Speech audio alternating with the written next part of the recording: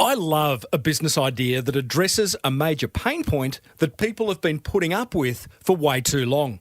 Today's guest is the co-founder of one of those business ideas, a business that's hit such a nerve that the Financial Times recently named it the fastest growing business in the Asia Pacific region, out of 1,000 businesses.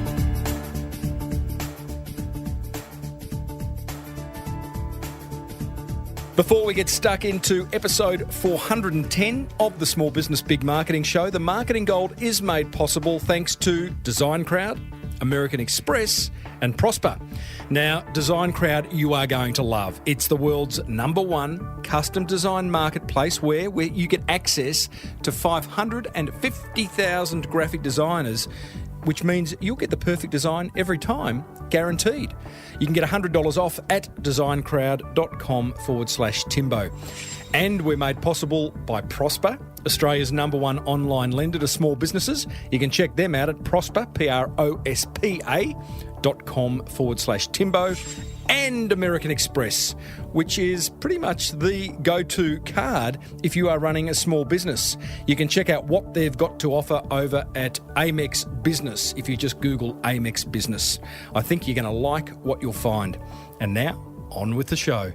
Well, I said, welcome to a small business marketing show, where successful small business owners share their souls to take your marketing straight to the lead. Now, here's your host, Mr. Timbo Reid. And welcome back to the Small Business Big Marketing Show. I'm your host, Timbo Reid. You, infinitely more importantly, are a motivated business owner and you are ready to crank out some great marketing to build that beautiful business of yours into the empire it deserves to be. It's pretty much what we do around here. If it's your first time around, welcome. What took you so long? If it's your 300th time around, thank you. I'm honoured. Big show today. Prospa's co-founder, Beau Bertoli, shares how a wander up and down a few high streets in Sydney led to creating one of Australia's fastest growing businesses. I give away more prizes in the Small Business Big Marketing Monster Prize Draw, where a couple of listeners are going to share what marketing is working for them and subsequently win a prize from me. As per usual, team, there is marketing GOLD dripping from the ceiling over here at Small Business Big Marketing's HQ. So let's get stuck right in.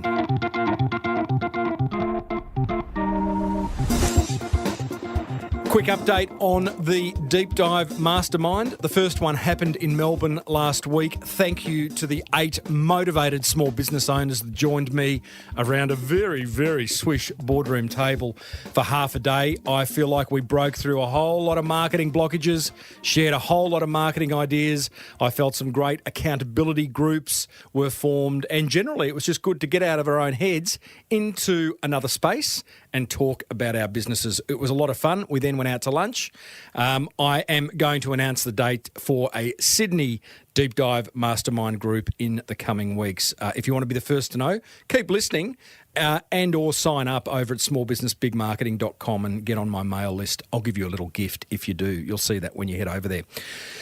But right now, you and I will be meeting some amazing business owners and marketers over the coming weeks. We'll catch up with a couple of young Instagrammers that have created an incredible business out of their 1.2 million followers.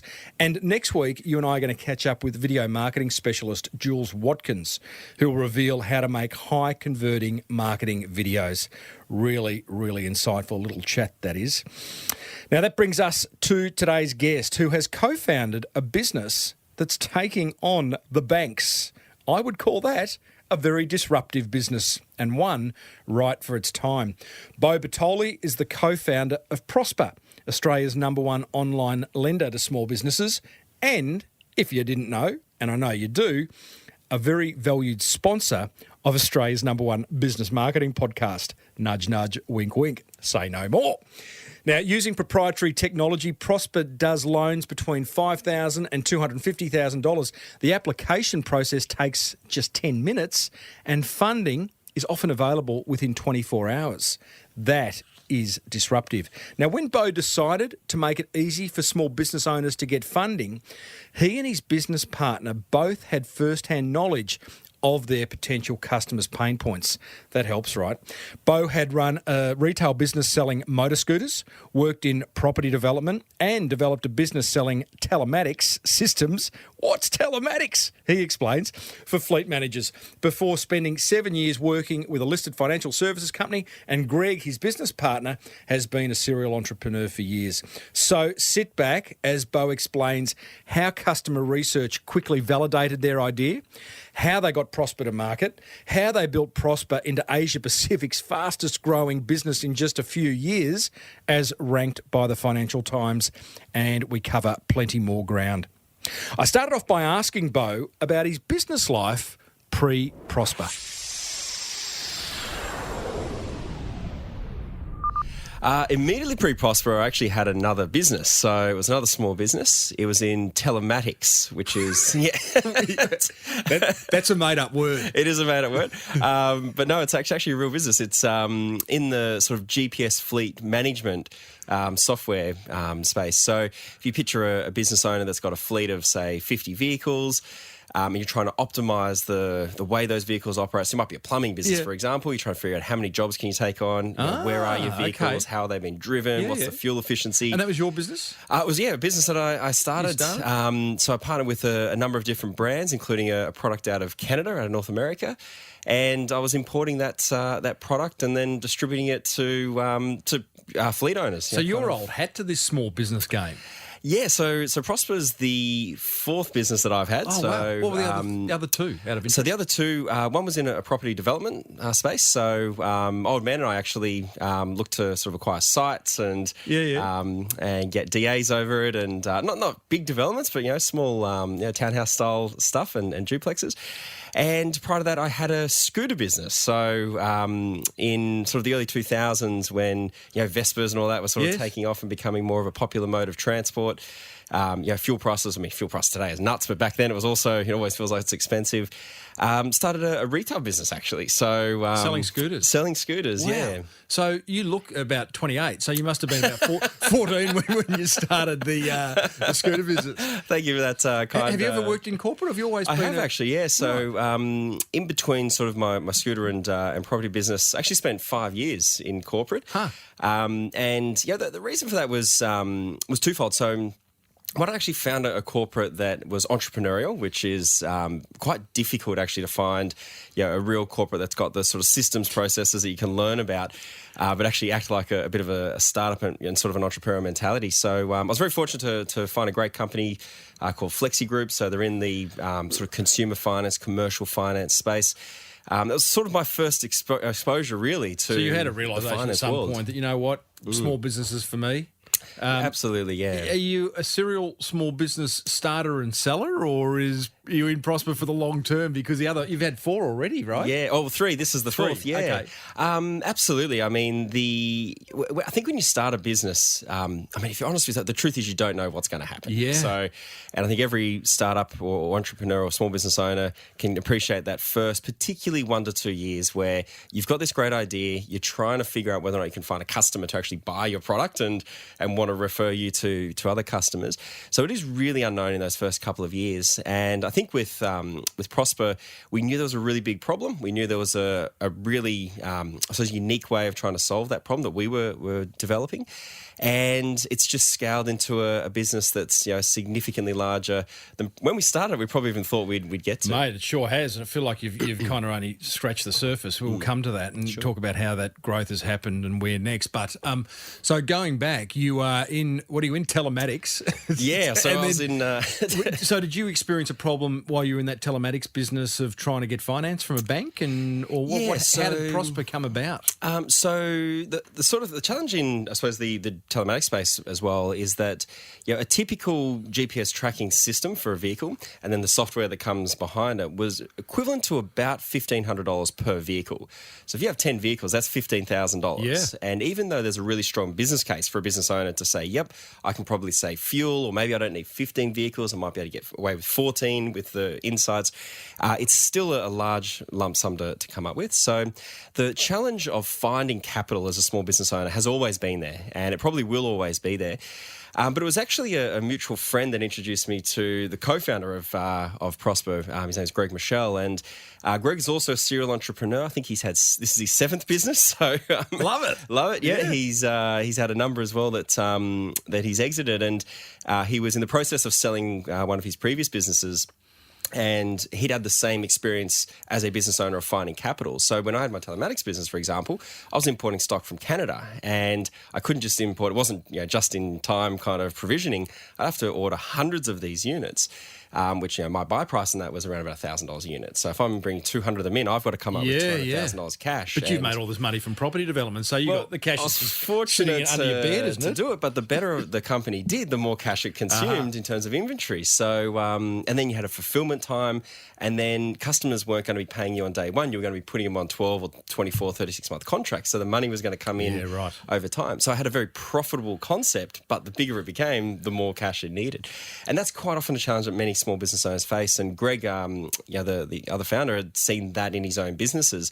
He had a fashion accessories business where he was supplying almost 6,000 retail outlets across the Asia Pacific region. And he was providing stock to companies like Myer and David Jones, who they'll pay you in 90 days if they want, 120 next month. And by the way, if they are listening, get real, guys, because 60 to 90 days is not good enough. It really isn't, yeah. For a small business owner, that can kill a small business, right, in terms of cash flow. It really can, yeah. And quite often what the bigger end of town is doing is using the small business terms as a bank. Yeah, we're the bank. Yeah, it's how wrong's that? It really is wrong. Yeah, it's a interest-free bank for them too. Yeah, so correct. You sort of see why they do it, but it doesn't make it right. We're digressing, but the small business owner can't kick and scream because they don't want to lose the business of the big corporate. You're caught between a rock and a hard place. You really are, and you know they're going to pay the invoice eventually. Yes, so it's a safe invoice, but really it's like is, in there like too. So, exactly. So what was the main blockage? I've not borrowed money for a business. What's the main blockage when you're going to borrow money like you and Greg were doing? There's a number of things. So the first is the time that it takes. So before Prosper had come about, Greg and I, as I said, we'd had businesses and both gone to look for finance. So, but if you go through a bank or a traditional financier, it typically takes anywhere up to 2 weeks just to finish the application that you need to submit. And I can recall walking into a bank branch, I won't say which one, looking for a small business or a business lending expert. They didn't have one. They said, here's the application form, which was a 16-page document. Wow. And on the How long are we talking? 6 years ago? This would have been 2000. Yeah, so probably about 6-7 years ago, yeah. The process isn't that different today, by the way, in the big institutions. But you'd have this 16-page document. On the final page, you would have a checklist of all the extra documents you needed to provide. And pretty much all cases required you to go to your accountant. So now you're spending money and get copies of financial reports, your business activity statements, a whole range of manual documentation that you may not as a small business owner have kept on your files. Sure. You might be keeping with your accountant. You submit that into the bank and then it would go into the assessment process. And that could take anywhere from 2 weeks to 6 weeks. I feel sick listening to that. It's terrible. Just to get an answer. And what aren't they getting? Let's have a bit of a bank bash. what aren't they getting? Look, because they say, sorry, I'll get my back up here, because they say, we love small business and we're there for small business. And some of them are. I mean, I've got a sponsor in American Express and they're fantastic. And Prosper, by the way. But, they do get it. Others just like, what are they missing? Look, I think they like big small business. So if you think about what is a small business, there's a lot of definitions of it. Yeah. But in a banking context, typically a small business to a bank is someone looking to borrow typically several $1 million of money. So a business owner coming in to borrow $2 million to go and build a new warehouse, or coming in to borrow $750,000 against so 16 pages, I get. You can for a couple $1 million, absolutely. Go to your account, get all those documents. I get that if you're taking that exposure. Now at Prosper, we work with the 97% of businesses that what we would classify as the S of SME. Bless them. And our average loan size is $26,000. Right. So you can appreciate that if you're a local cafe and you've got an 80-seat cafe and you want to renovate the back, put a new shade cloth in to add another 20 seats to your cafe, and that's going to cost you $30,000 to do. You don't want to go through this No. laborious process. And the reality is, I don't think the banks want to go through it either because they can't make money out of a $20,000 facility with all of that cost Maybe involved. the 16 pages plus attachments is to put you off, right? Unless you need a lot of money. Sometimes I think processes in big corporates are just there because it's the way they've always done it. Keep people busy. Yeah, that's right. So you and Greg are in business. You're going, geez, borrowing money's hard. You've looked each other in the eye at some point and gone, should we take it on? Yeah, well, the way we came together was Greg was selling his previous business and was looking at what to come into next. And we'd taken a bit of a look, or he'd actually taken a look at the US market and had seen that, post sort of the GFC, which was much more brutal in the US than Australia, the banks pretty much shut up shop. So they stopped lending to each other, let alone lending down to small businesses. And America's also a small business economy. There's 30 million small businesses over there, so it's a lot bigger than ours, but these small businesses didn't have access to capital and a whole range of different options started to emerge. And because of my background, the corporate that I'd been at for 5 years before my telematics business was actually a sort of a pioneer in innovative finance solutions in Australia, certainly banking alternatives. And I'd spent the last couple of years when I was at Flexi Group building out a new commercial small business equipment finance lease. So if you're a business owner looking to buy a photocopy, for example, we'd provide the financing for a photocopy or for television screens in your office or whatever.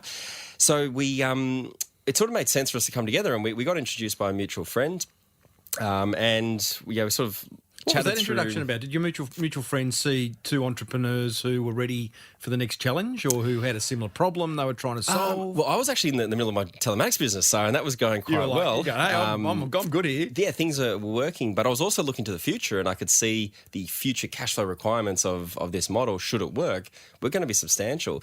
And our mutual friend was one of my grooms at my wedding and so forth. And Greg, my business partner, was talking to our friend and pitching his idea. And our mutual friend said, well, have a chat to Beau because he's spent years in that world, at least on the equipment finance side of things. And it might be meeting in the minds on a few ideas. So you've both gone, we need to disrupt this, or at least it needs to be disrupted. Maybe we're the blokes to do it. That's right, yeah. How did you go about maybe disrupting the banks? So the first starting point was, and I think this is where every business starts, is you've got to have a starting proposition. So, MVP, call it what you want, proof of concept. You need a minimum viable option for your customers. So we designed a product that we said, well, if we were looking for money, and we had been in the past, what would we expect? What kind of experience would we want to have? Great question to ask. And it was really coming from that empathetic spot of the small business owner. So we thought about things like it needs to be simple. So get rid of the 16-page application. Today it's 1 page. When we started, it was 2. So we said we can't make this 10% better. We've got to make it transformatively better. So rather than go from 16 pages to 6 pages, how do we get it right down? And we got it down to 2 originally. Then we wasn't in like 3-point type or something, was it? No, that was in 12-point type. 12-point. Times New Roman. That's right. So then we said, well, the funny thing about finance is there is this risk side to it. So, it's very easy to send money out and lend it out. The trick in finance, you need to make sure you're getting it back. And that's obviously to have a sustainable business, but also so you can go and access funding so you can loan more money out in the future. So we then had to work out, well, what is our credit going to be? Because you can't say yes to everyone, but we didn't want to be like a bank who would only say yes to 5 or 10% or 20%, whatever it is, of customers. And more often than not, banks wanted security. So in our experiences, when we'd apply for finance, even if they approved you after 8 weeks of assessment, more often than not, they were saying, that's great, I'll give you $30,000, but I want to charge over your property. And for Greg and I, that just didn't make sense. Why should I put my $800,000 family home on the line for such a small amount of money? So that was another feature we were going to build in. It needed to have no asset security. So simple application, no asset security, and more important than not, we had to get a quick answer because small business owners can't wait 8 weeks. More often than not, when a small business owner requires capital, it's for a very positive use. It's for an opportunity. Sometimes comes out of nowhere, like a supplier says, hey, I've got all this stock that I need to get rid of, and I'm going to give it to you for 50% off, but you have to pay COD by Friday. And here we are on Wednesday. Yep. How do you come up with $10,000 or $20,000 you didn't forecast that quickly? So it had to be a quick answer. And even if it was going to be a no, it needed to be given as quickly as we could. So with those concepts, we designed a product. And then we actually started going out face to face, meeting small business owners, just walking the streets. So Imagine that. Hey? I know. Novel So, idea. so Greg would take Norton Street in Leichhardt, for example, and talking to business owners. I was taking King Street down in Newtown, and it was fascinating. Every business owner we walked into, when we said to them, have you had a requirement for capital in the last year? Almost 100% said yes. And we said, well, what did you do? And the majority of them said, I just didn't do whatever idea it was that I needed the capital for, because they knew the bank wouldn't help, and they didn't want to go and ask family and friends, and they didn't want to pull money out of a home loan, tying their equity in their home to their business, which again, so they either stagnate or they go backwards by not embracing that opportunity. That's exactly right. So, so really quickly, over the first sort of month or two, we could see there was going to be demand for this sort of product. And then can I just ask, because we often talk to guests and they've gone and spoken to prospects who may use the product. Often people say yes, right? It's just, that sounds like a good idea. Yeah, I'd use that. Yeah. But when the rubber hits the road, I'm not quite ready for that. So did you just listen to these people and naively, actually not naively, but go ahead and bring this Prospa to market? Or it's such a great point, Tim, that because what you're referring to there is there's the rational and emotional side to what people are saying. And quite often, and this is a major fallacy, for example, in the industry, quite often what you think or what a customer says is most important actually isn't most important. And when we started the business model, for example, there's a few different things to our product. So we've got to create, obviously, a loan amount. We've got to have a term. So how long do you have to repay the money over? There's an interest rate. So what does it cost you to borrow the money? There's a repayment amount. So is the repayment done on a quarterly, a monthly, a weekly, or a daily? So there's a lot of different features. And if you asked a business owner, what is the most important feature in a lending product? A lot of them will say rate. It's all about rate. I want the cheapest product that is available. And then you say to them, well, that's great. Draw money out of your home loan. That's the cheapest because that's 5%, and you can do that tomorrow. And then you say, oh no, actually I don't want to do that. I want to separate my personal and my business. It's like, okay, great. And then you say, well, what else is important? And that's where things like convenience, things like access, so will I get a yes and how quickly will I get a yes, become far more important than things like price. So were you asking these questions when you were walking up and down Newtown? We really were, and we were actually putting propositions in front of customers saying, well, okay, if I can give you a 10% rate product, but it takes 6 weeks to get an answer, or I can give you a 15% or 20% product and get you an answer in 2 days. Which one would you prefer? And that started to guide the way we designed the product. And that was a really interesting experience for us, because what we were doing without realizing it is this sort of concept of user experience or design thinking. We were actually implementing that in that initial user research. And, in the first sort of 6 months, we took it steady. We, as I said, it's very easy to send money out in our business. You got to make sure that you're getting it back. And we were able to build up a really good base of initial customers, lend out a few $1 million. And as we were getting repayment history from customers, we kept on researching and asking them, what did you like? What didn't you like? What do you wish, we were providing that we weren't? And that informed a whole range of How were you doing that out of interest? Was it just the old email survey after the fact, or were you ringing them? Ringing them, or you actually and Greg physically, still, or you got absolutely me and Greg. So I think as a business owner, your product that you're offering to your customer is absolute your responsibility. Like number one thing in your business. If you aren't getting the right product for your customer, ultimately someone else will build the product that they want. So as a CEO, business owner, the most critical component is product. And if you get the product right, you end up having customers that love you, that will refer you, that will advocate for your brand, and that builds a really good base over time. Yeah, I love that. I just love the fact that you've gone out and not only spoken to them up front, but continued to speak to them. So where was the transition between you and Greg leaving your existing businesses and going, okay, selling those, Prosper's our 100% focus now? It didn't take us very long, so it was less than 6 months into the sort of initial stages, and we could see what was in front of us. That must have been exciting. It was really exciting. Yeah, it's we'd hired our first few people by then, and I think we had a little group of about 8 employees in our office, and I think we've now moved through 6 offices. So and you've got 165 now. Wow. In the team. So the headcount growth has been phenomenal, but that first, again, even in that first year, you still don't know if you've got a really successable and scalable idea. Was there no one else doing this? We were one of the first. Yeah, there wasn't anyone. So why? I mean, with all respect, in hindsight question. is wonderful, isn't it? Absolutely. I mean, Greg and I first sat down, and I'm a big believer in any business owner before you go into business, because you convince yourself it's a great idea. Yes. Right? Yeah. There's a great book called The E-Myth, The Entrepreneur's Myth. Yeah, well, I've interviewed Michael. Oh, yeah, great. Yeah. Michael, what's his name? Anyway, surname, but Gerber. Yeah. But it's great. And he talks about a lot of these sort of concepts about don't convince yourself of something that you haven't actually proven to be true. And a lot of small businesses unfortunately fail in the first year because they sell themselves a story of success that doesn't really exist. So one of the questions that I think every business owner should ask before they head into business is that question: why isn't anyone else doing this? Because in my view, if something's a really good idea, there will be someone else doing has tried, and if there isn't someone else doing it, they failed for a reason. And you should explore that. Go and find and have a look what other people tried, what businesses did. Go talk to the people who failed. So where did you end up with that? So we did that research, and we couldn't find an example. And this was one of those business problems, rare as they are, where no one had tried to solve it. And in the beginning, we were like, geez, maybe we're missing something here. Maybe there's a reason why the banks don't play in this market. And again, you start to disprove these fallacies. One of those in the banking world was that small businesses are risky.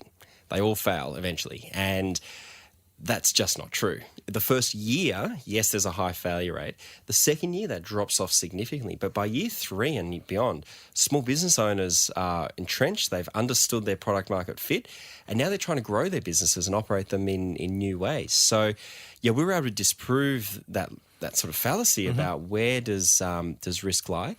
And the other part of small businesses is they're all different. No two businesses are the same. Even in the same industry, in the same suburb, if you have 2 cafes, they're actually very different businesses, different product offerings. Potentially got different rents that they're paying. They might have different seat sizes. One might have 80 seats, one has 30 seats. There's going to be a different operating model for those 2 businesses, even though they're in the same demographic and geographic area. So the complexity around the credit model, so how do you say yes or no to the right types of credit risks, is very, very complex to work out. You must have had to employ a fairly smart person up front, like an actuary or something like that? Data scientists as well. Oh, and, wow. We were very fortunate to meet some wonderful people that had a really deep mathematical understanding and so forth. And it's never one thing or one person that brings a business to life. It's a combination. And absolutely, getting that credit modelling very early in our business right was important, because finance is an interesting product. It's one of the few products in the world where when when a customer buys a product from you, you as the product provider are taking the risk on the customer. Normally it's the other way around, that the customer, if they buy a motor vehicle from you, they're taking a risk that your product is good and won't fail. So it's kind of interesting in that it's flipped around in that regard. And it's also a product that, sometimes someone wants to buy the product from you and you can't sell it to them because the business might not be stacking up. Yeah, it just might not be stacking up. And we had an initial business value. One of our core values was to act with fairness, and that was a really important component of when, unfortunately, you can't help a business owner, and giving them a quick no is a very important thing as well. And then we'll try to provide insights to them and say, hey, here's some things you may want to think about that we saw in your data that came through. Once you're resolved, you can come back and we'll look after you. Yeah. So now you've got this product called Prospa. You remove the 16 pages, the attachments, the weeks that the banks put up in front of small businesses. What's the Prospa experience look like? And if I'm a small business owner looking to go and borrow money from Prospa...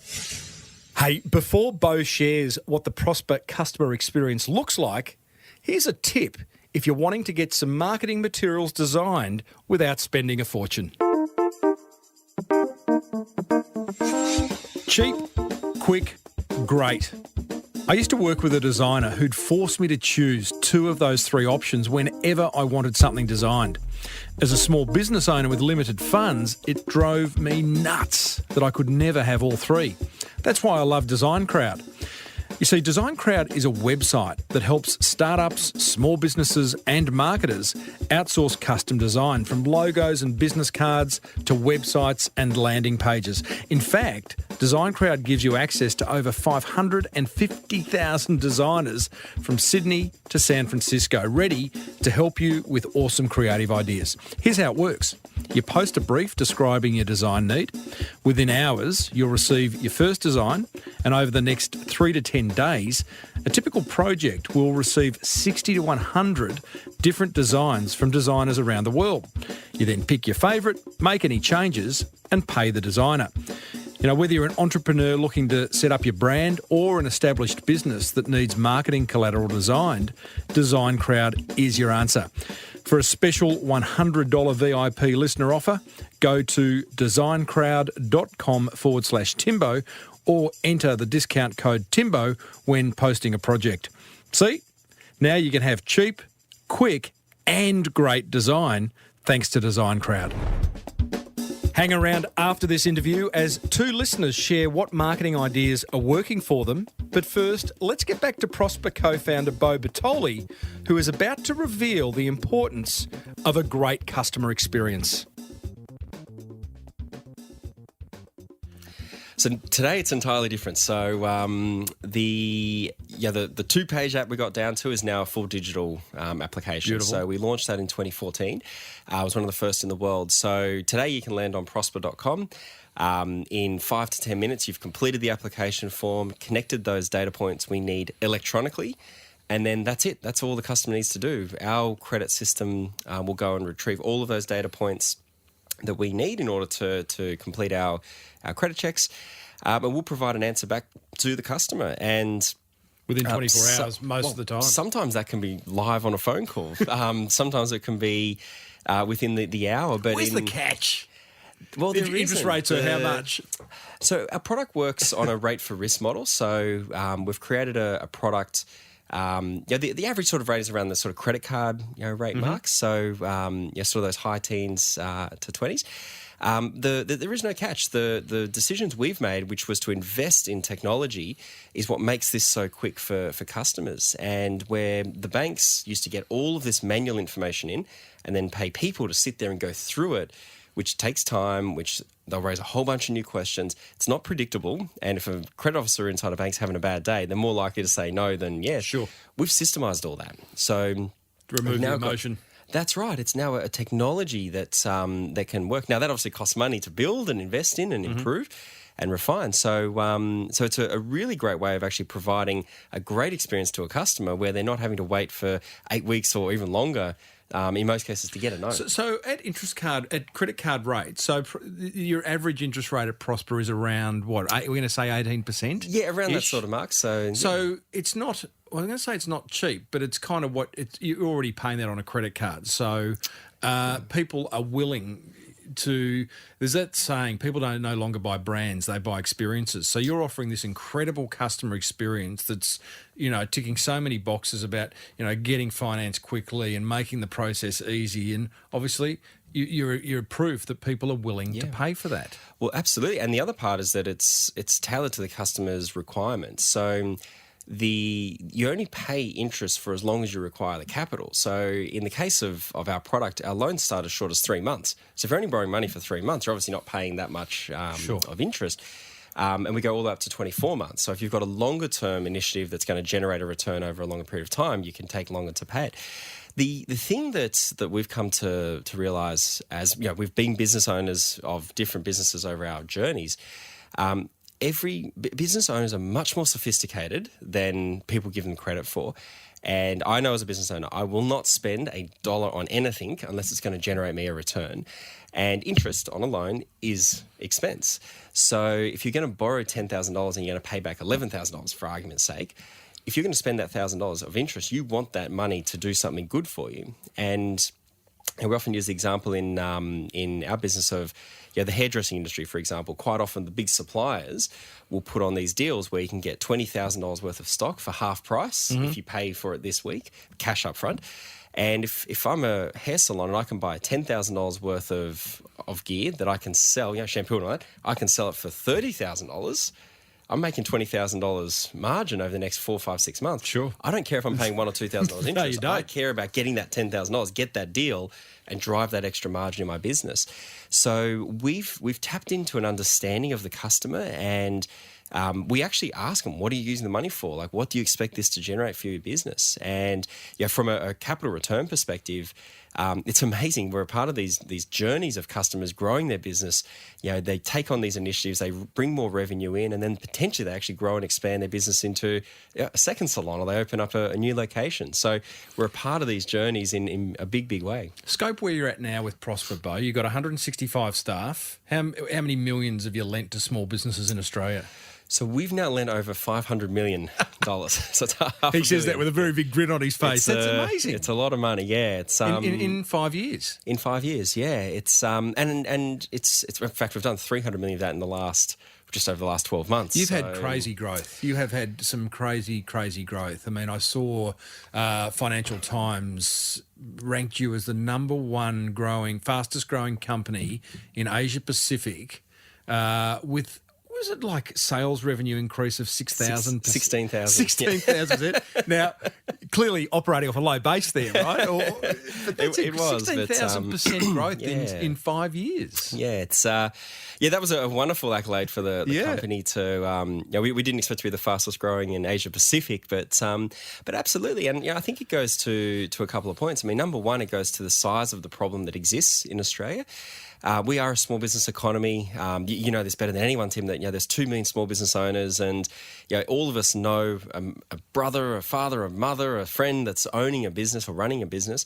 And running a small business is bloody hard. And if you think about, as small business owners, what is on our mind, what keeps us up at night, there's only a handful of things. It's growing our revenue and making sure we've got good cash flow coming in, and it's managing our costs. And quite often the difference I'll between add people to that. Everyone who sits in this seat goes, gee, it's hard to find good people and keep good people. It is as a small business owner, absolutely. And a lot of the challenges are around working capital and cash flow timing within businesses. So we've tapped into a really big problem that exists for a very important part of the economy. And then we've delivered it in a really innovative way, in a way that it takes tens of millions of dollars of investment to build the experiences and that we've got. 165 people, it's not a small business in that regard anymore. We still think and operate like a small business. But did you have to go to the bank to borrow to build Prospa? We don't take any funding from banks. I love it. Good on you. No, we're not reliant upon the banks in that regard. But that would go against everything you stand for, wouldn't it? So, they do. They've got parts of the bank called institutional banking, and that's when they lend hundreds of millions of dollars. And look, eventually, I think we'll be big enough to tap into that. And look, for a bank, that could also be a very easy way. Would you want to? If it was under the right terms. You might not have a choice. Well, a key part of bank offerings is that it is cheap capital. So if Prospa can go through the 8 weeks or 8 months or whatever it is that we have to go through to work with and find really good, cheap capital, and then we can provide that through to our customers in a form of a cheaper finance, then that's a good customer outcome. So we could work with the banks in that regard, and it actually gives the banks access to lending into small businesses without having to try and do it themselves. So we do explore that and keep on looking at the capital requirements of the business. We're talking to Beau Bertoli, co-founder of Prospa, Australia's #1 online lender to small business and a sponsor of the Small Business Big Marketing Show, for which I thank you, Beau. Now, tell me, it's a pretty good story so far. It's quite exciting. And I feel like it's literally, said this before, but Jeff Bezos, who owns Amazon, when asked about Amazon, says, we're in day one. This is the biggest business in the world. And he's going, with such a long way to go. Yeah. Even when you say you've lent over half a billion dollars to small business, whilst that's a big number, I kind of get the sense that we're in very, very early days of Prospa. Do you kind of feel that? We actually nicked that value day one. We love it. It's amazing, isn't it? Like when I heard that, I'm like, but mate, you've got the biggest company in the world. Surely it's mature by now. Now he's the richest man in the world. Yes, he is. As well. Amazon's a phenomenal. But I think that philosophy of day one is so applicable to every business owner. Yeah. And I think we've had a bit of a chat about this in the past, Tim, that in this day and age we've been in this technology revolution for 30 years, but what is happening is that the pace of change in tech is accelerating, and consumer choice is exploding. It's becoming easier and easier for the end customer to buy a product from somewhere else. So as a business owner, it is critical that you think like, I'm starting this business today. What would I do differently? Knowing what I know out of the last 2 years, 5 years, 10 years of doing my business, what would I do differently if I was starting this business today? And we at Prosper, for example, we come in and ask that question almost every week. And great question. Yeah, we have strategy sessions around it on a very regular basis. We don't try to build 5-year business plans, by the way, or 3-year business plans. We build a 12-month business plan and we review it every quarter. Love it. And we've got a long-term vision. That long-term vision is to change the way small businesses experience finance. And it's really important for us to guide our decision-making towards that long-term vision. So clear vision, vague plan is the way we think about that execution. I love it. And Yeah. having that vagueness doesn't mean you're chaotic in your decision-making. We're actually really clear and specific, but we're always coming back to what would we do different if we were starting this business today? Because that's what competition is asking when they come into your market. And sometimes people come into your market that are much better capitalized. Maybe they've even got more depth of experience than you have. You might have been doing something for 3 years. They've been doing it for 20 years. And here they come with $1 million behind them or more. So that day one philosophy is really important to embrace. I love the fact that you're coming together often and talking, revisiting your vision and revisiting your plan every quarter.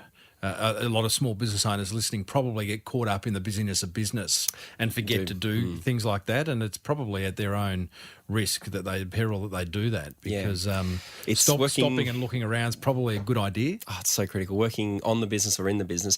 One of the things we actually did very early in our business. So you'll have an office, no doubt, or a site that you work on. You've actually got to book an off-site place that you do these workshops at, and one day a quarter.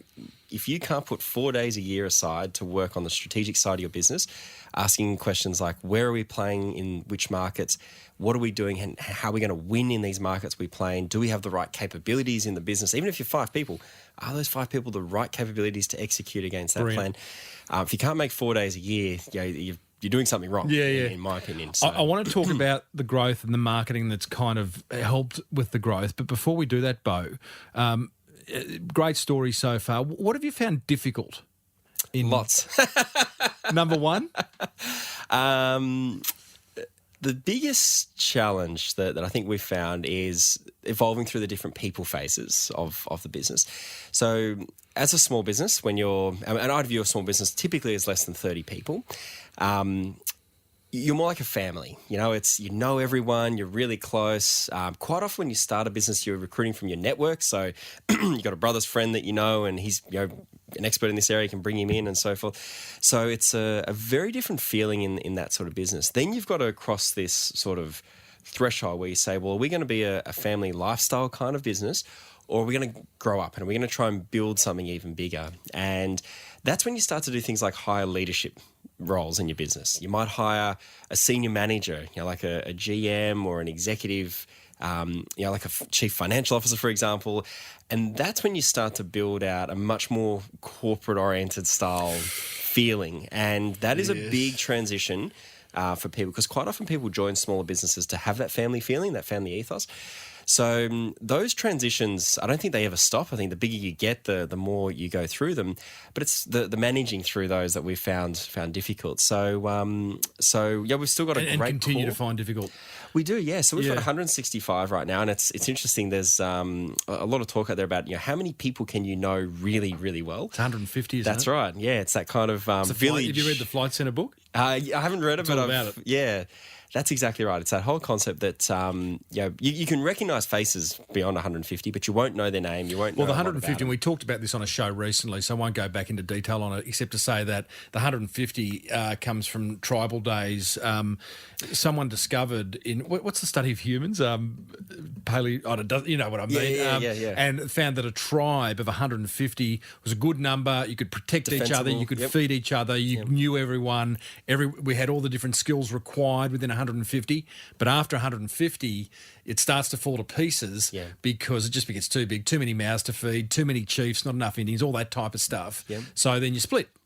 And you start again. Yep. And Flights have done that very well with nations and tribes and countries, and they've got all this language around it. Yeah, that's right, yeah. And it's and we're actually in that transition right now as we go from past that 150, and We've now got an office with 2 levels, so I've got a staircase between it, but that starts to create a different feeling. So we're managing through that. So that's definitely one of the more difficult. It'd just be hard because, again, it's small business and losing that vibe. And you and Greg, who have started Prosper and brought a personality to it and, a set of beliefs and vision, to then hand that over to others and for them to. But one thing I've noticed, and I said this to you when we did the pre-interview, and dealing with some of the people at Prosper and going to your offices, there is a really good vibe, and you can tell that people are very proud to work there, and that's one of the great things about brand. I've seen this in Virgin Australia, where I've had this show goes out on Virgin Airlines, and I had dealing with them, and again, people are proud to work there, and that great brands attract great people.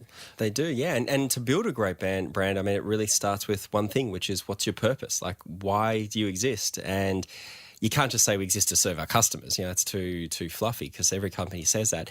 You've got to have a real, tangible customer value. And our team feel really connected to the purpose, to what we're doing here, and why our product is so valuable to a small business owner. Because I mentioned earlier, we're a part of their journeys, that we provide the capital that allows them to take advantage of those opportunities, that allows them to grow.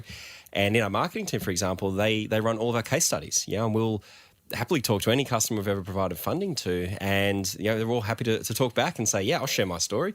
There's some great video case studies on our website of companies that have used capital, they've grown into a new project, or they've taken on a new site or a new employee that you have to pay their wages for the first 3 months before they're productive for you, and so forth. So the people phase is really important. We spend a lot of time at Prosper working on our culture, making sure it is a place that people feel connected to our purpose and are proud to work at. Did you subscribe to we had that old saying, the customer's always right? But I had Jen Lim from Delivering Happiness. The Zappos story. I had Jen on she's one of the original not founders of Zappo, one of the original workers of Zappo, and now runs the Delivering Happiness agency. Awesome. She's all about staff first. Yeah. You got happy staff, you got happy customers, you got a great business. 100%. Yeah, absolutely right.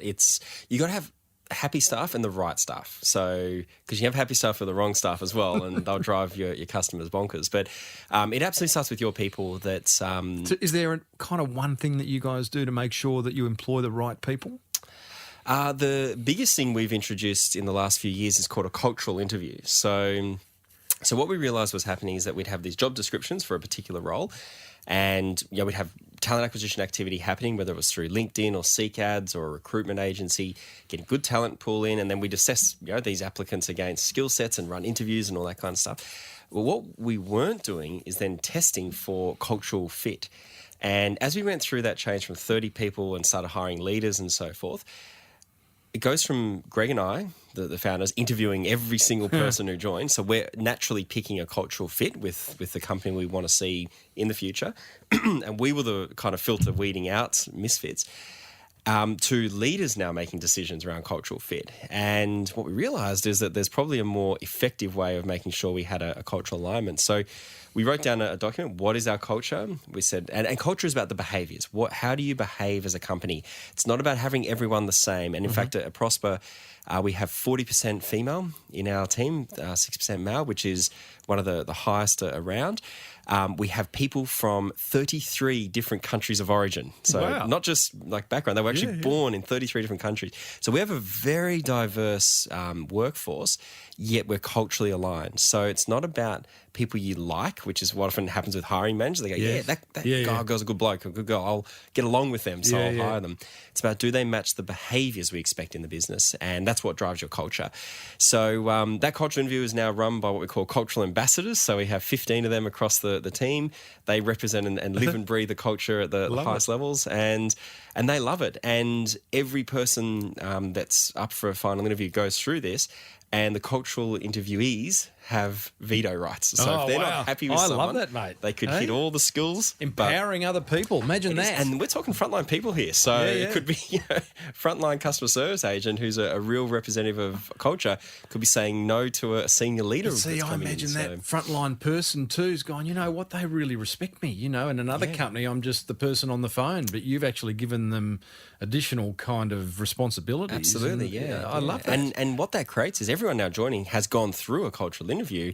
So they feel like, yeah, this company has embraced me as living our culture. Now, every company has a different culture. So you've got to know what yours is. Yes. And if, as a business owner, you focus on that, again, back to what should a business owner be putting time into. So there's obviously the product, there's strategy, and then on the people side, we think about people as let's have the right people in the right roles, but culturally, more importantly, let's have the right culture and let's make sure the business is doing things to strengthen what it stands for. Let's talk about growth. I feel like you've had incredible growth. I mean, you've proved it with the numbers, but even the brand growth, the brand awareness over the last couple of years, it just seems Prospa. I'm seeing Prosper a lot. I don't know whether it's because now you sponsor this show. So it's like, you're looking to buy a red car, so you see lots of red cars, but you're advertising on radio. Is that, am I being simplistic to say that's actually helped grow awareness quicker than normally would? Or is there something else that we you've put done? a lot of focus on building awareness. So if you went back 6 years before we started, if you asked a small business owner, would you consider or do you know of any banking alternatives, the answer would have been no, there are none. Fast forward to today, and there's a healthy percentage of small business owners that are aware of alternatives outside of the banks. But ultimately a brand is about its value proposition or its promise to its customers. And the clearer you are about what you stand for and the more you communicate that through different channels, the stronger your brand reputation will be. And one of the strongest brand strategies that we've got in the business is actually customer advocacy. There is no better way to build out brand recognition and reputation. You can spend all the money you want on radio, all the money you want on telly and all of that. If you aren't building out a loyal base of customers who advocate for your product. So is that this customer advocacy, does that happen by pure the fact that you've got a great product, so therefore people say the best marketing is a great product? So does that just happen naturally, or do you I think that the best marketing is a great product where you try to amplify the advocacy. So one of the challenges that most businesses face is that even if you've got this loyal base of customers who keep coming back, what are you doing to actually encourage them to share their stories and let the broader community know, that kind of network effect? How are you using other mediums? So we use services. One example is Trustpilot. So Trustpilot is an independent review site. After every customer purchase, so everyone who's bought a product from Prospa, we say to them, hey, would you like to leave a review? And it's their words. They can choose to do it or not. And they rate us out of 5 stars. And you send them off to Trustpilot for them to do that. Right, okay. Now, Trustpilot as a marketing initiative, so right now Prospa's the number one money product in there. We've got a 9.8 out of 10 5-star rating. But it's then, okay, great, we've got that. And we've got, I think, close to 1,000 reviews now, most of them really, really encouraging and positive. What can we now do to amplify that and share that with the world? Because if we didn't do Trustpilot, we'd have all these happy customers and we're not letting them know that they're happy. Now that they've gone to one place, how do we then amplify that through other channels? So we'll take that and we'll say, put it on our website. So if someone new is landing on our website, they'll see that there. Every opportunity I get to talk about, or the company gets to talk about Trustpilot, we'll refer to, well, look, we are the number one money product. So we must be doing something right if all these independent reviews are saying so. So I think you've got to have a great product, but then you've got to find ways to get your loyal customer base and your advocates. Just to understand Trustpilot, that's important. You get people leaving reviews. That's sitting there on a third-party site. Correct. Is there a plug-in that then allows you to put some of those reviews onto prosper.com, or do you actually go and just copy and paste? You can do either. So you can or. copy and paste, or you can put a little plug-in, like a little iframe that'll look up and do you get the put a feed of opportunity to different thank ones. the people on Trustpilot who We certainly do, review? yeah. So How do you do that? we hear from Trustpilot every time there's a review. So you have an account with them, and we'll go and say, hey, thanks for that feedback. And quite often what's actually happening is that a customer is not only recognising what Prosper's done, but they're actually recognising an individual within the business. Because one of the things we say to a customer is, did anyone stand out in your experience? And if they've had a really great experience with Angela, for example, they'll actually say, had a great experience, love the product, Angela was awesome, thanks and well done. And we'll make sure that Angela sees that. Unreal. And it gets that feedback from that particular experience. And conversely, if it's a bad review, it's not just stopping and going, oh, well, we've got mostly good reviews. It's like, whoa, what went wrong there? Let's dig in. Yeah. And right up to the highest levels of our business, we'll be on the phone talking to that customer saying, look, geez, what happened here? Let's get to the bottom of it and try and resolve their grievance. So fortunately, there's not many of them. So as a brand, you've got to be really clear what you stand for. You've got to activate your loyal base of customers, and every business has this repeat base of customers. So what can you do to take a review and amplify it through Facebook to followers there? And then how can you try and build out more recognition for what you're doing from your loyal base of customers? I love it. Reviews are so important. I can't believe the amount of small businesses that don't actually utilise them, get testimonials, actually...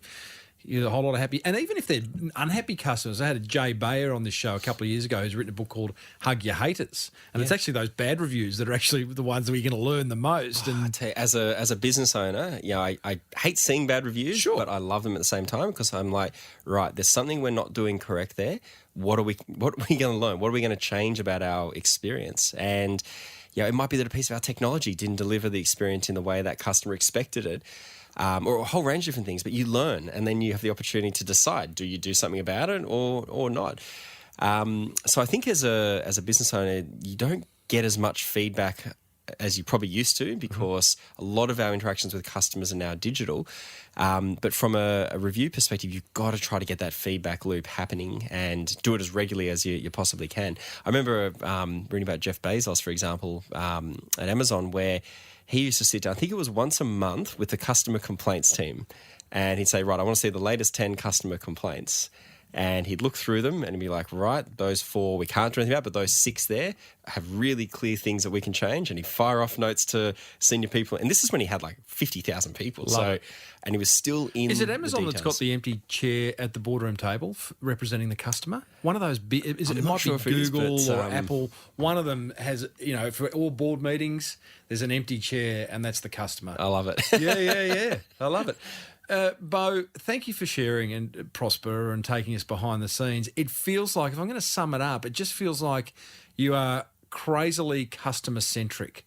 Like, I'm not going to say over the top because that would infer negative, but you really, really embrace the customer a lot more than many businesses do, and that seems to be a major reason for your success outside of a great product. Sure. Yeah, no, it's absolutely. I think, customer is at the heart of every business. Well, you don't exist without them. You don't. No, you need a customer to buy a product from you. And then, I remember in my Telemax business, every time I had a customer who purchased from me, I'd say, hey, do you know another 2 or 3 people that could use this sort of service? And simple things like that. Again, it's another form of advocacy. Yes. And if they said, I'm not going to refer you, you'd go, geez, what did I do wrong? Again, that feedback loop comes through. So I think as a business owner, the longer you're in business, the harder it is to remember why you're in business, that you exist for your customers. So getting back to that and reconnecting and getting those feedback loops is so critical to being customer centric. And then your product sort of takes care of itself because your customers will tell you what they're looking for. And if you listen and you 2 ears and 1 mouth sort of thing, you'll see really quickly what you need to do next. It's the old act like an elephant, big ears for listening, small mouth for talking. That's right. Beau, well done, mate. You and Greg and the rest of the team at Prosper. Awesome. Thank you so much. And if people want to borrow money quickly, overnight, same day, prosper.com/Timbo. Right. Excellent. Good on you. Thanks, Beau. Cheers, Tim.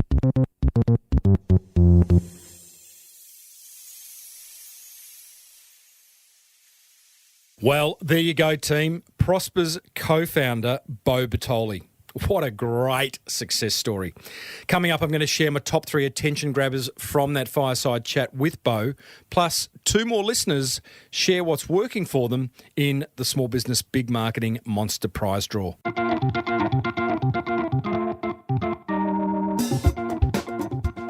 Cash flow in business is everything, right? That's why I'm excited to introduce you to Prospa, Australia's #1 online lender to Aussie small businesses. But don't take my word for it. Small business owner Nioli Scobie of Truly Tea won the contract to supply the Opera House and needed to quickly ship tens of thousands of tea bags and 2 tons of loose leaf tea. Where was she going to get the money for that?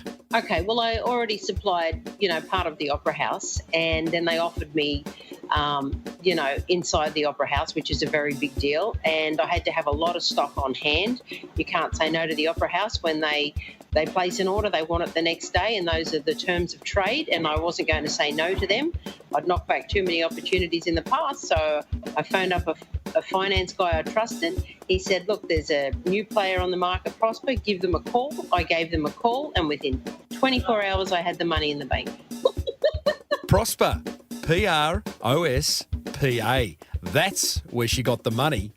Apply online in 10 minutes to borrow up to $250,000. Call 1300 882 867 or visit prospa.com/Timbo.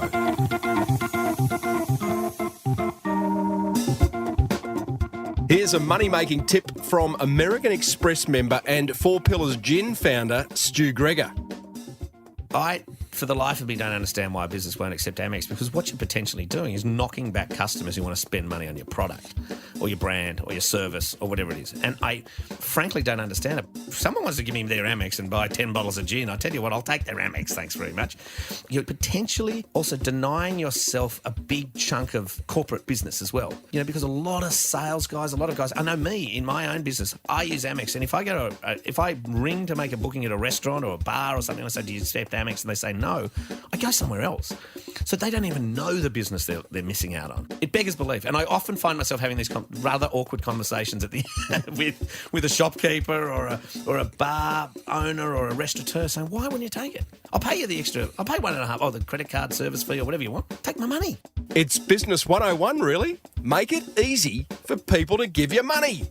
Speaking of money, the American Express Business Explorer credit card comes with 50,000 bonus points every year, a low interest rate, and 2 points on every dollar you spend. Not to mention a couple of tickets to the very swish Amex Lounge at Sydney International Airport. Search Amex Business to find out more. New American Express card members only. Terms and conditions apply.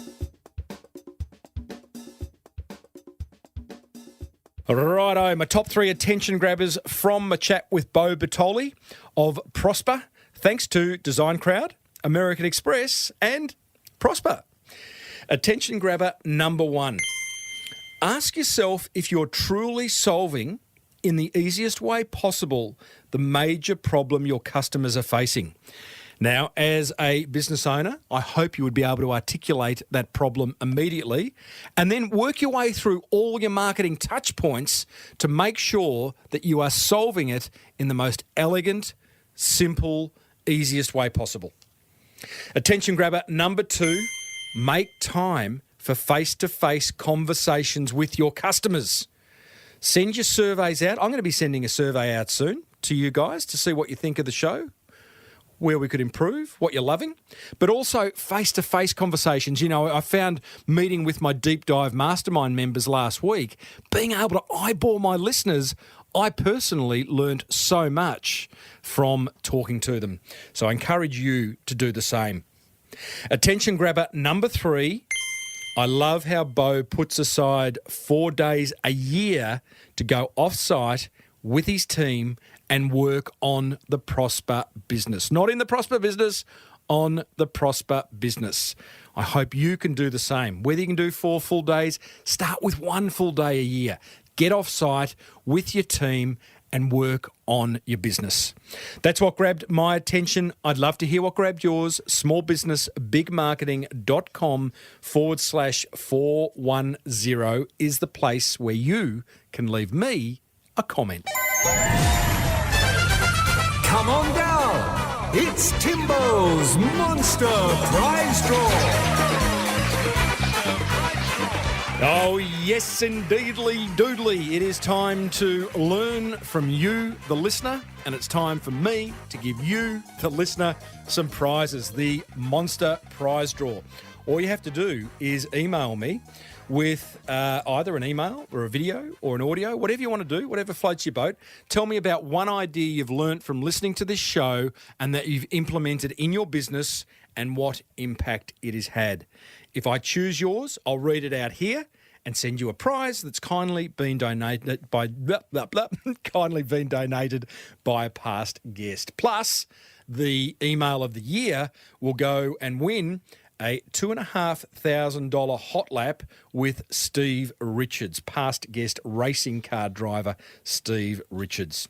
Righto, let's find out what today's winners have implemented. The first one is from Sean Howie of approvedalg.com.au. And it is an incredibly simple email and idea. He says, "Hey, Timbo, I have been trying to add a blog post every day for the past 12 months. Sean." That's it. That's okay. He's heard me talk about blogging on a regular basis. Now, I've checked out your website, Sean. You're not doing it every day, buddy. Hey, don't lie. You'll get caught. That's what I say to my kids. But you have been blogging fairly regularly, and I like that because blogging helps you articulate your message. It adds value to your audience, your prospects, your clients, if you're blogging well, and it keeps your website updated. So that is a good outcome. For that simple email, Sean, and that initiative, you have won yourself a box of 8 chip canisters from the good Crisp company, thanks to Matthew Parry, past guest. That's valued at $30. And you've also won a 6-pack of Mr. Lee's noodles. They are delicious, thanks to past guest Damien Lee, also valued at $30. I will be on the email to let you know how to claim that. Sean, thank you, buddy. The next email is from listener James Slate from Dinkum Dinosaurs, which is their dinosaur comedy shows. I love that. Probably a bit dated, bit last millennium. See what I did there? Thank you very much. No, they're probably very, very funny. I've looked at your website, James, and that looks like a lot of fun. He says, "Hey, Timbo. First of all, thanks for filling my driving time with ongoing inspiration and great marketing tips." You're welcome, James. Okay, so here's one thing that I've got from your podcast and put into practice that has made a huge difference to our business. I listened to Joshua Nichols on episode 205. That's a way back, but it's one of the more popular episodes I've done, I must say, talking about how to turn clients into raving fans. It really made me think about how I could solve pain points and go beyond what was expected at every little point along the experience. Brilliant! It's exactly what Prospa are doing and what all great businesses should do. Back to James. Our dinosaur business now has 195 5-star Facebook reviews from our fans and only 5 other reviews, all of which are 4-star, as a result of providing a great customer experience. He goes on to cut and paste some of those reviews in. They're glowing reviews. And to finish up, James says that's one of the many nuggets of gold I have taken from the Small Business Big Marketing Show. Keep it up, Timbo. James Slate of Dinkum Dinosaurs. James, well done. That is a great learning, and I'm so glad this show has been able to impact so positively on Dinkum Dinosaurs. For that, you have won a hamper from Ben's Bees, valued at $89. It includes honey, tea towel. It should be a bee towel, really. Thank you. Candles made out of beeswax. And that's thank you to listener Ben Moore. Now, I haven't interviewed Ben Moore, but Ben is a listener and very kindly reached out and donated these prizes, which I'm really honoured. Thank you, Ben, so much for that. Check out Ben's Bees if you want some honey. They're good. And James, thank you so much for that. Everyone else, send me an email, tim@timreid.com.au. Tell me what's working in your business from a marketing perspective, and you will win a prize.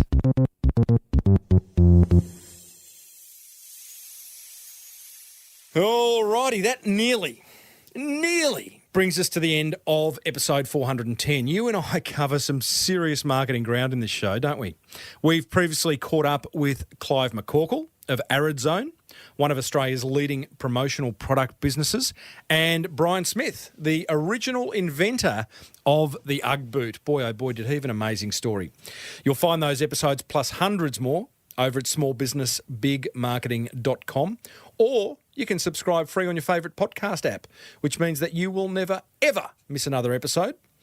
Now, I'd love to hear from you. We live in a very virtual world. I know you're out there, but I would love just, say hi. Head over to smallbusinessbigmarketing.com, hit the contact button, send me an email, join me on social media, even grab a copy of my book, The Boomerang Effect. Now, this show is absolutely made possible and cannot happen without the support of other businesses that want to support you, the small business owner. They are Design Crowd, the world's #1 custom design marketplace. If you want anything designed, signage, stationery, ads, website, T-shirt, whatever, head over to designcrowd.com/Timbo and you'll get $100 off your brief. Great offer. Another great offer. Thank you to Prospa, Australia's #1 online lender to small businesses. You can go over to Prospa, prospa.com/Timbo, and they will help you get funding to take your business to the next level. And finally, a big thank you to American Express, whose Business Explorer card can assist in your business expenses, rewarding you. If you listened to last week's episode with Chris Gray, you'll understand exactly how your business expenses can reward you. He was flying 15 times a year somewhere in the world at the pointy end of the plane. Google Amex Business to find out more. If you love the Small Business Big Marketing Show, and I think you do, because you got this far, then tell some other business owners about it. I would really love you to do that. Just email or put on social media, smallbusinessbigmarketing.com. Check it out. That's all I want you to do. Until next week, I'm Timbo Reid. Always have been, always will be. Thanks for tuning in. May your marketing be the best marketing. Bye for now.